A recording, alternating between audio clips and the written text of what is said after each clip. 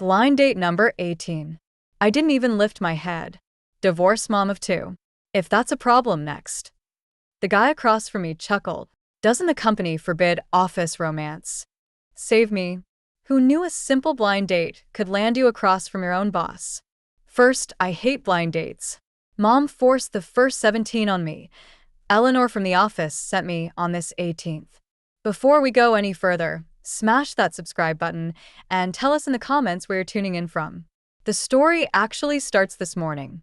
New hire Eleanor was moseying along when security barked at her. Mondays are already trash. The last thing we worker bees need is attitude from security. Unacceptable. I grabbed Eleanor's hand, barked right back, then bought her a bubble tea on the way upstairs. She squeezed my hand, all excited, and declared she had the perfect guy for me. She flashed a stack of photos, broad shoulders, tapered waists, mile-long legs, every one of them pushing 6 foot. I grinned so hard my eyes disappeared. Eleanor's black book is legit premium. That tea was already worth it, and she was dead set on throwing good men my way. She lined up several for today, tight schedule, back to back. I did my makeup to the nines and wore the new sundress I'd been saving. 10 minutes early to the cafe, I sat sipping happily, waiting for bachelor number 1. Hello. I glanced up and froze. A suited, balding guy introduced himself while smoothing the 5 hairs left on his head. Eleanor, you set me up. I wanted to cry. Where were the quality hunks? Total bait and switch. Out of politeness, I swallowed my tears and met his gaze. A beauty like you will definitely make gorgeous babies. Let's have 2. What do you say? Me? Bleep bleep bleep. This dude's ego wasn't the only thing oversized, so was his body odor. Shreds of green onion decorated his teeth, like garnish. My stomach flipped. Enough. Kindly get lost. He leaned back, shocked. First time I've met such a feisty woman. You're just trying to get my attention, right? Get lost. After I shooed him away, I was drained. My hopes for the rest of the lineup flatlined. I slumped over the table, plotting my exit strategy, but after 17 reps, I'm a pro. A random glimpse caught another suit striding toward me. Polished Oxford's low voice. Jasmine? I still didn't bother lifting my head. Divorced mom of 2. If that's a deal breaker, next. 1 second of silence. I squinted, one eye open. Damn, those legs, that V-taper, that sculpture of a face. Total walking thirst trap. Except he's my boss. My tiny spark of joy died, replaced by sheer terror. Honestly, shouldn't I just bolt? I grabbed my phone and casually pivoted. Sit. Down.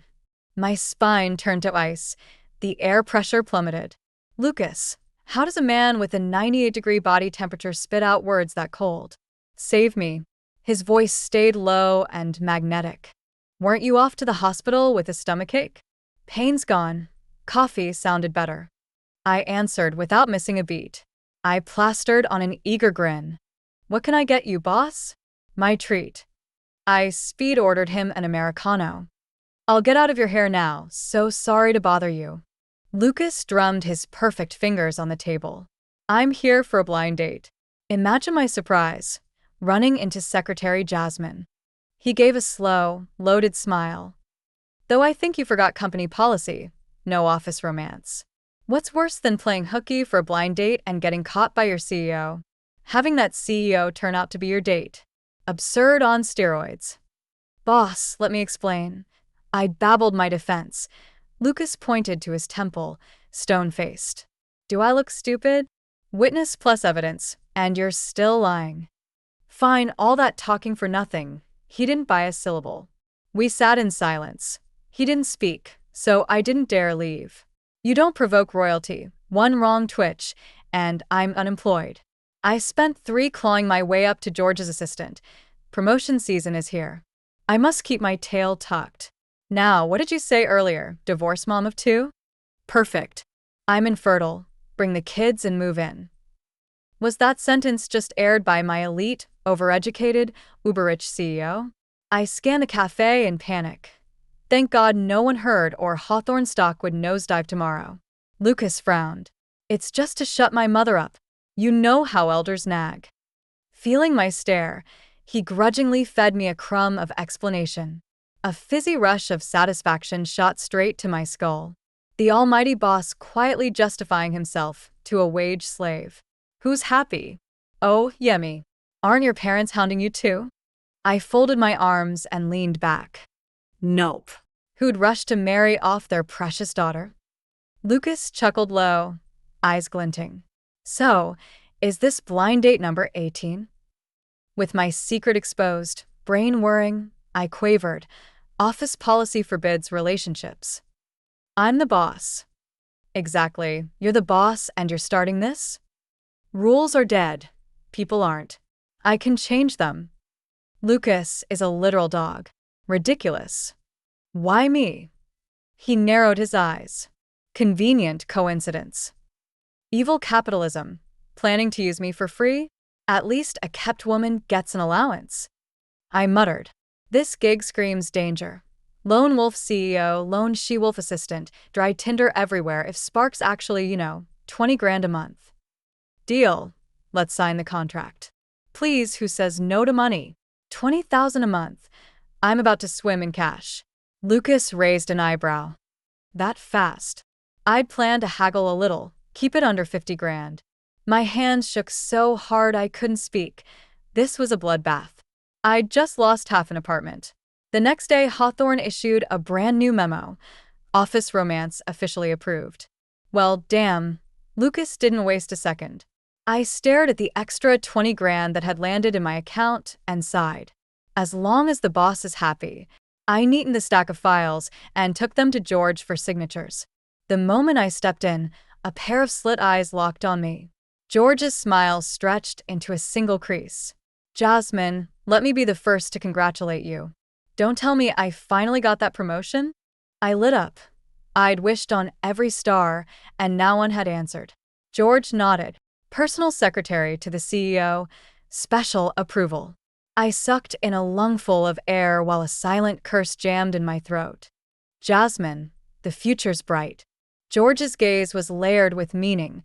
My whole body went numb. Something felt off.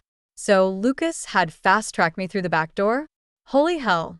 I'd barely settled back at my desk when the executive suite crew appeared to box up my stuff and move me upstairs.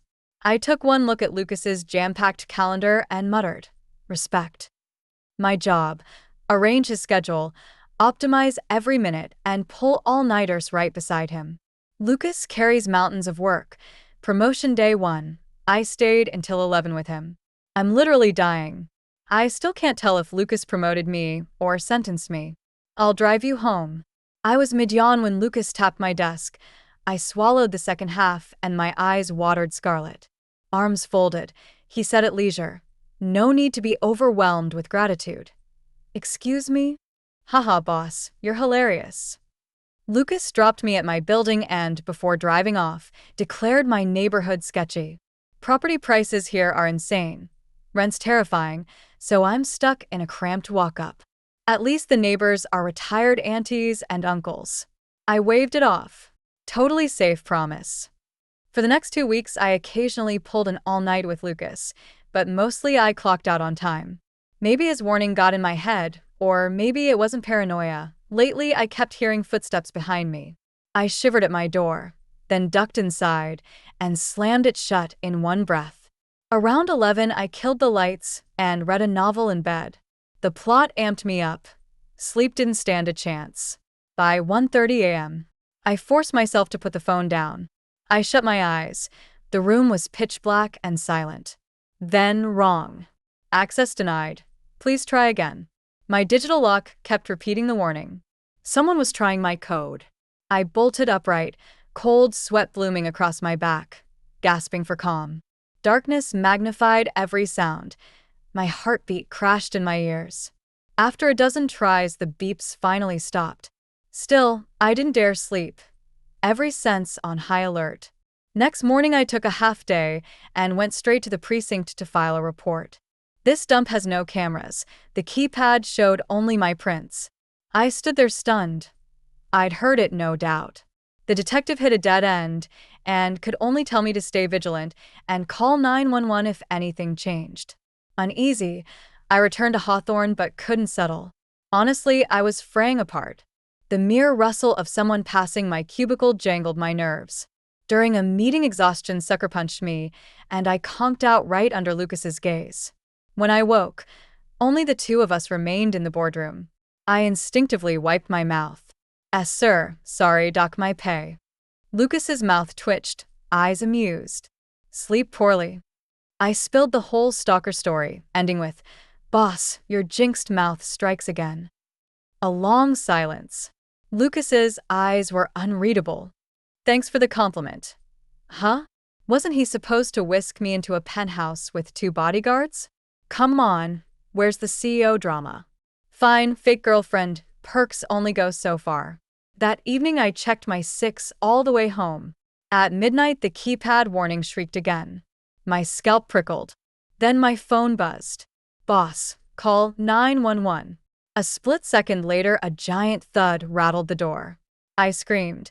A man's howl sliced through the wood. Lucas was here. Trembling, I keyed the lock open. Dim hallway light haloed Lucas as he straddled a pudgy figure, pinning him down. He looked angelic, backlight glowing around him. My heart lurched. He turned, mouthed, "Don't cry." Tears were already slipping, salty on my tongue, yet my chest felt strangely warm. Jasmine, it's over. Don't be scared. His words were a shot of adrenaline. I actually stopped shaking. The detectives arrived fast and hauled the guy away. Turned out the freak had shadowed me for weeks, but my all-nighters threw off his timing. He could never catch me coming home. Chills crawled up my spine at the what-ifs. Lucas caught my trembling hand, voice softer than I'd ever heard. You're safe now. I'm here. At that, my defenses cracked. Panic drained out, replaced by his steady words. Boss, why were you outside my apartment? Lucas coughed, suddenly awkward. My mom wants you over for dinner, insists on meeting you. Also, you're not staying here. Move in with me, effective tonight. That's complicated. I didn't agree. Seriously, alone together? Maybe he has restraint, but I'm not so sure about me. No? We signed a contract in black and white. All clauses serve the elder appeasement goal. Decline and you owe me the 10 times penalty. Godforsaken capitalism. There's actually a clause like that in the contract? I admit, that day the promise of 20 grand a month went straight to my head. I scrawled my name in one swoop without reading a single word. Hopelessly illiterate. Boss, I'll move in right now. I didn't notice the jerk Lucas secretly smirking. His place is huge, the decor stark, black, white, and gray. From the look of it, I'm the first woman who's ever lived here. Wait, why am I a little bit happy? Happy my foot. I fought to keep the corners of my mouth from creeping up. Who knew things would get even crazier? Now I'm cohabitating with my boss. Seriously, there's a design flaw in Lucas's apartment. With all this square footage, there's only one bed. Who exactly is he trying to kill here? I get it now. I've simply leaped from one pit into another. The air is thick with awkward tension. Boss, are we going to sleep? I stare at Lucas's damp hair and swallow. It's just hair. Why is my heart racing? Jasmine, don't look like a total perv. So, you were waiting for me to join you? Lucas steps closer, towel drying his hair. His bathrobe gapes wider with every motion. I can see droplets sliding down his bronze chest and disappearing inside. I really might lose control. Boss, I beg you. Act human. Stop seducing me. Yes. I mean, no. I cover my face. The man in front of me chuckles low. Such guts, saying that to a guy? His deep voice strums my heartstrings. My cheeks burn. Boss, I'll take the couch. Wait. Lucas's warm palm circles my wrist and tugs me closer.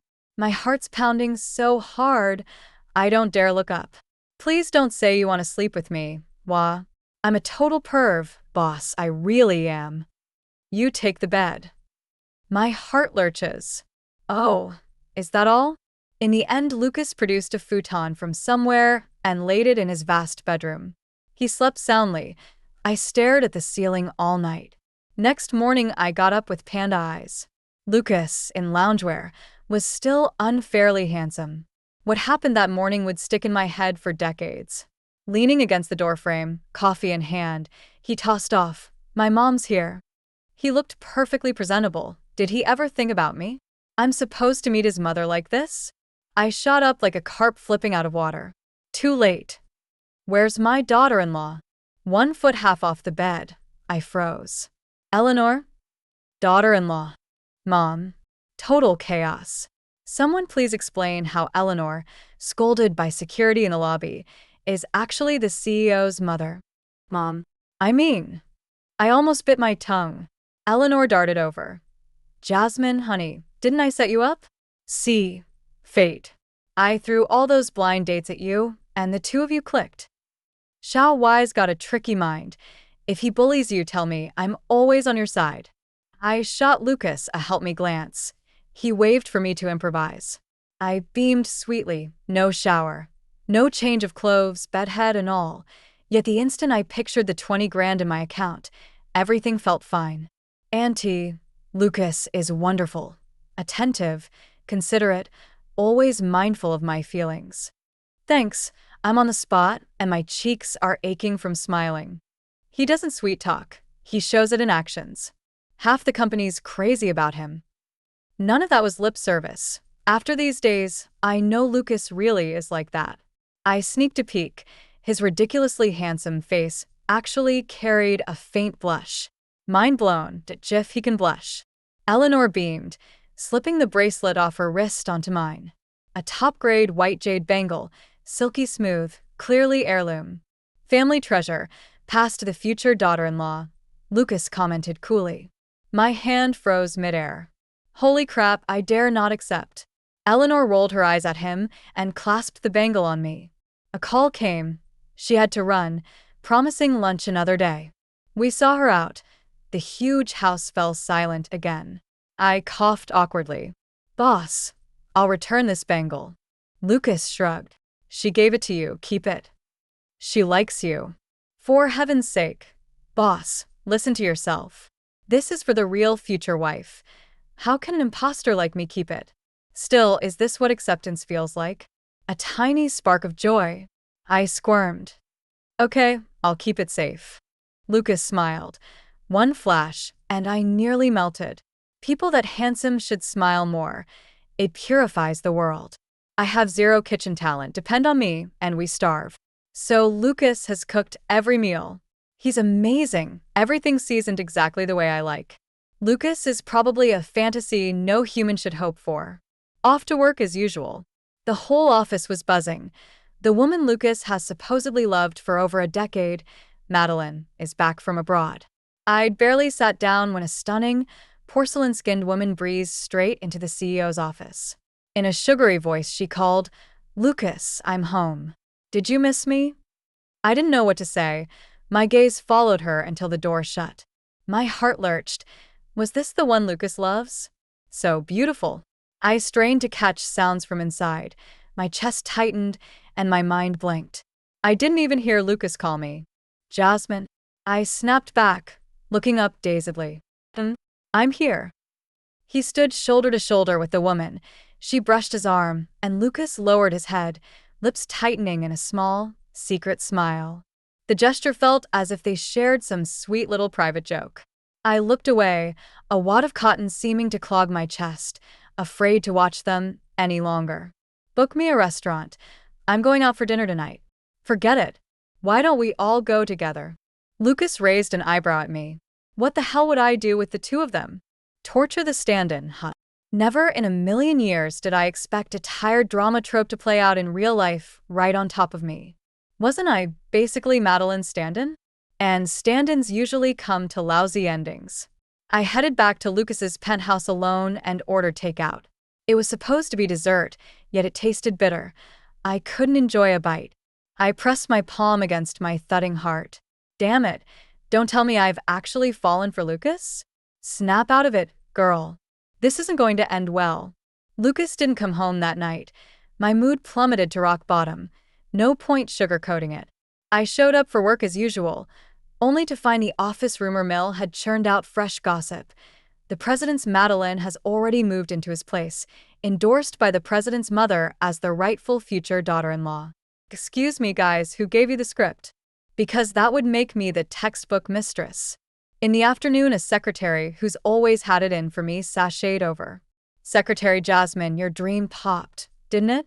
You of all people should know how tight those two are. Such a shame. You finally clawed your way into the executive suite, just to flash your face in front of him.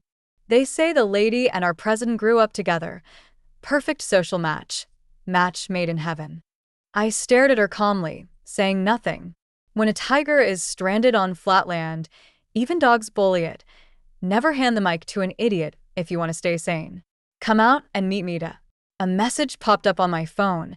Instinctively, I thought it was from Lucas. When I saw the sender, my little spark of joy died. It was Ryan, the guy I'd split with amicably 3 years ago. I didn't even put on makeup, just headed out in a t-shirt and shorts. Only for him to whisk me to a high-end restaurant. I was so underdressed, I was mortified to step through the door. Thanks a lot, universe. People kept eyeing me along the way, making me flush with embarrassment. Jasmine, I'm sorry. I got here too late, Ryan said, face full of remorse. What? He wants a do-over? Good that you know. I carved off a bite of steak, deadpan. A good horse doesn't graze old pastures, got it.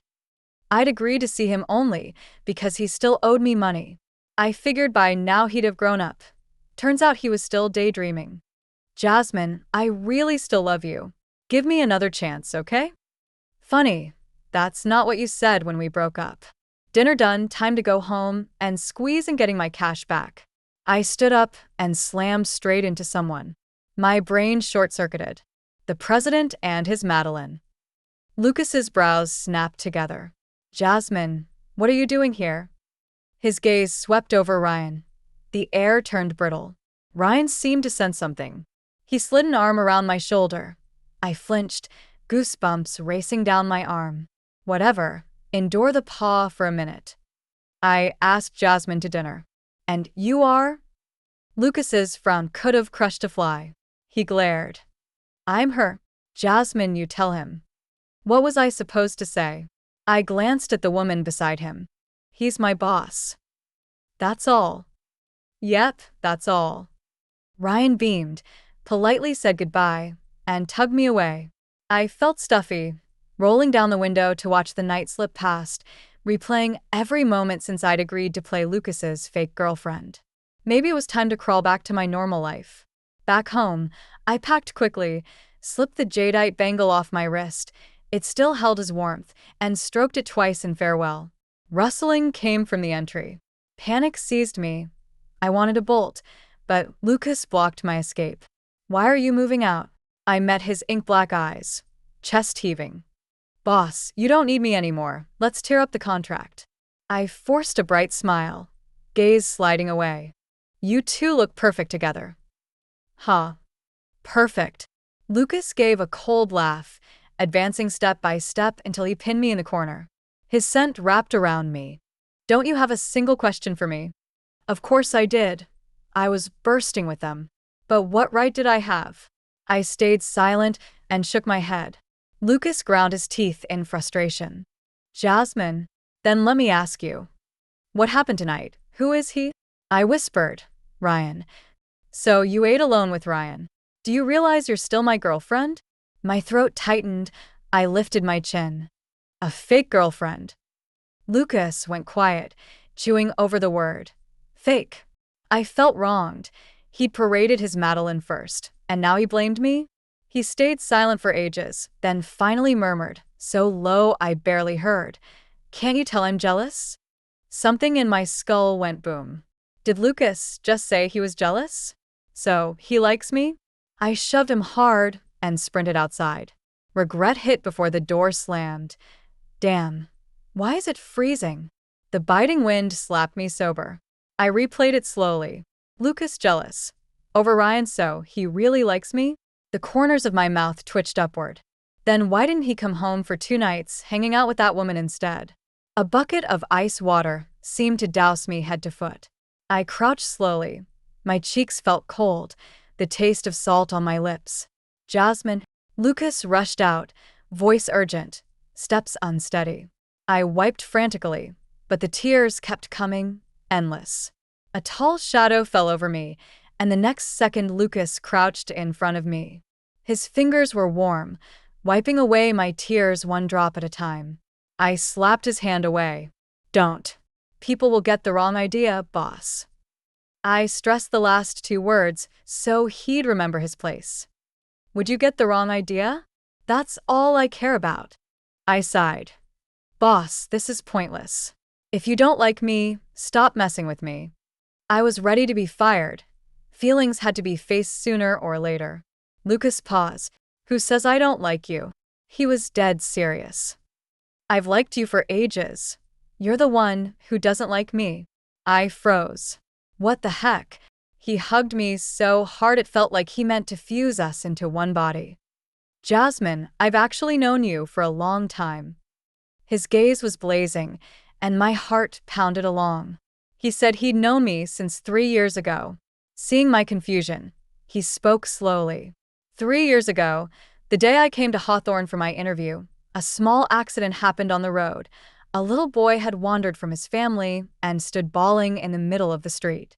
Cars and people everywhere, then one car shot out from the side, about to hit him. I ran over in heels, dragged the kid to safety, wrenched my ankle, and scraped my leg bloody. Worst of all, I was late for the interview. Hawthorne's rules are ironclad, no excuses for lateness. I limped in anyway, and hiring hadn't left. I still got the offer. Guess why you were hired? Lucas smiled at me. You? He winked, gorgeous grin flashing. I was in the Bentley watching you save that kid. You were grimacing in pain, yet you still marched into interview. So that was why he fell for me? A little far-fetched. That's it. Lucas looked into the distance, then back at me, eyes steeped in affection. I did try to look at other people. But someone perfect lives in my heart, so everyone else pales. Right then my blood turned to static. I stared at his lips and, without hesitation, kissed them. Don't blame me. Feelings ran too deep in the end, Lucas, and I still broke the contract. Why? Because we didn't have to fake anything anymore, of course. He'd inched close, too scared to show his real feelings, afraid he'd scare me off. So he'd resorted to this rotten bait to reel me in. That whole Madeline thing? Non-existent. Rumors he'd planted just to make me panic. Still, the gorgeous woman at his side did have a role. She's his sister-in-law. All those intimate glances and whispered looks. Everything clicks now. He was just waiting for me to bite. No wonder Eleanor said you're shifty. I even defended you. Lucas laughed louder. The schemes were all Mom's ideas. Did you really think she'd set you up on a blind date out of nowhere and that the guy would just happen to be me? Great. Turns out I was the only one kept in the dark. This jerk had me twisted in knots for weeks. I was a wreck. Oh, and stop calling her Andy. Just call her Mom. My WhatsApp blew up. Hundreds of group messages pinged me. Lucas had posted our relationship on the company intranet. Now the entire Hawthorne empire knew. Even the office stray beagle downstairs wasn't spared. I seriously can't even. So now the gossip mill says the Madeline has loved for a decade is actually me. Lucas, of course, is on cloud 9, strutting through work and home like a battery bunny. I have to hand it to him. He lured me to his penthouse at dawn and saved me the trouble of moving. All the undercover office couples have surfaced. Pairs pop up everywhere, hidden deeper than I thought. 3 years here, and I hadn't spotted a single one. Today Lucas stands outside the marketing pit, face blank. I peek in, whoa, lovebirds canoodling. Is he mad? I nudge him. Ground rules. No getting angry. The first thing out of his mouth is, I'm shipping us so hard. He pulls me gently into his arms. Changed the rules just for this moment. Feels amazing. Wait, he's here shipping CPs? I've uncovered a pile of Lucas's little secrets. For instance, he's been stalking my Twitter. Yeah, that account with the weird avatar and gibberish handle is him. No wonder he knows my every preference. Also, the guy is addicted to writing secret diary entries. LH, Mom finally lost patience and snagged me a blind date chance. She even hired actors to play rivals. Props to Eleanor. She's something else, claiming she's a divorced mom of two trying to scare me off. I pulled a tiny stunt and successfully hooked her. 70+ episodes of Empresses in the Palace didn't go to waste. Elegant. LH, why is she still unfazed? I'm her official boyfriend now. Does she even know how dating works? Oh? Thanks very much. LH, scare me to death. Her neighborhood is sketchy. Some creep keeps watching her and she brushes it off. So reckless. Good thing I followed her home that night and stood guard downstairs. I don't even want to imagine. I could strangle that scumbag. R. Sigma. Zvozd, Sigma. Death penalty. LH, Mom's scheming again. Tells me to marry her AS. Fine, whole family mobilized, even my sister-in-law enlisted. Still no reaction. Huh? Could it be she doesn't like me? LH, sis-in-law says endure. Endure a moment for calm seas, retreat a step and feel ripped off. Screw it, I'm going for it. He says, love is always worth recording. I say, then you should know love also demands a price. As for what that price is, let him spend his whole life loving me. Thanks for listening to today's story. If you liked the video, please hit like and share with friends. We look forward to hearing your thoughts in the comments. Don't forget to subscribe for more great stories. See you next time.